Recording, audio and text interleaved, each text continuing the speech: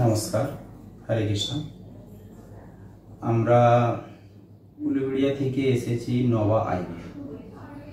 তা নবা আইভিএফে আমরা এসে যেটা দেখলাম, এখানে অনেক চিকিৎসা অনেক অসাধারণ উন্নত। তো আমার বিয়ের লাইফ হচ্ছে দীর্ঘত 13 বছর। 13 বছরের মধ্যে আমরা 7 বছর সন্তানের জন্য আমরা খুবই চেষ্টা, বহু গাইনি স্পেশালিস্ট ডাক্তারের কাছে গিয়েছি, কিন্তু বহু জায়গায় বহু টাকা খরচাও করেছি, অনেক সময়ও দিয়েছি, কোথাও কোনো রকমভাবে আমরা কোনো সাকসেস পাই না। অর্থাৎ আমার স্ত্রী চন্দনা পাত্র, উনি খুব শারীরিক দিক দিয়ে ভেঙে গিয়েছিল, আশা ছেড়ে দিয়েছিল, কিন্তু আমি ওনাকে বলেছিলাম, ঈশ্বর কোনো রকম আমাদের একটা কিছু একটা সহায় আছে, আমার যেন হৃদয় বলছে।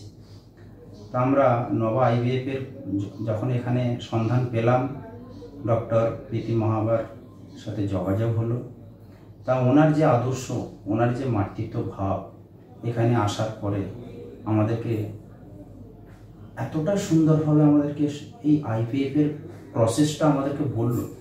সেই প্রসেসের মাধ্যমে আমরা তো ভাবলাম যে আমাদের সন্তান আমাদের কোলে এসে গেছে, এইরকম মনোভাবটা আমাদের মধ্যে তখনই এই প্রীতিটা এসে গিয়েছিল। তারপরে আমরা বাড়ির সাথে সব যোগাযোগ করলাম, বাড়ির লোক খুব আমাদেরকে আশ্বাস দিল, বলে হ্যাঁ খুব সুন্দরভাবে তোমরা লেগে যাও, যা টাকা খরচ হবে কোনো অসুবিধা নেই। তারপরে আমাদের শর্মিষ্ঠা ম্যাম আমাদেরকে সুন্দরভাবে বুঝালো ব্যাপারটা, যে দেখো কোনো অসুবিধা নেই, আপনারা আগান।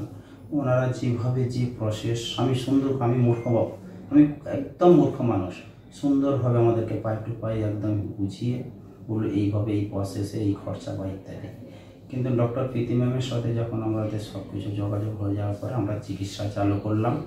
এখন আমরা পজিটিভ হয়েছি, আমাদের মাত্র 2 মাসের মধ্যে আমাদের চিকিৎসা মাধ্যম দিয়ে আমরা পজিটিভ হয়েছি।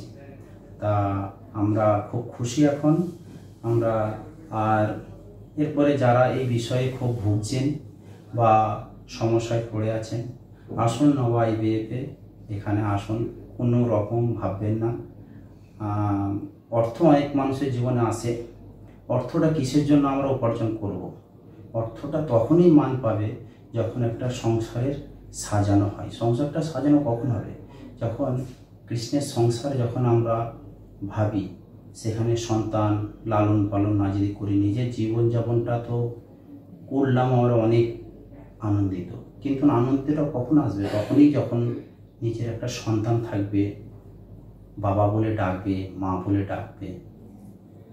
তা নবা আইভিএফ আমাদের সেই আশাটা দিয়েছে, বা আমরা সেই আশা নিয়ে এখন ডক্টর প্রীতি ম্যামের, ঈশ্বর ওনাকে যে আশীর্বাদ দিয়েছে, আমরা চাই আরও উনি এইভাবে বহু মানুষের, বহু মায়েদের মুখ উজ্জ্বল করুক। আর শর্মিষ্ঠা ম্যামের যে আদর্শ, এটাও আমরা কোনোদিন ভুলতে পারবো না। হরে কৃষ্ণ, নমস্কার।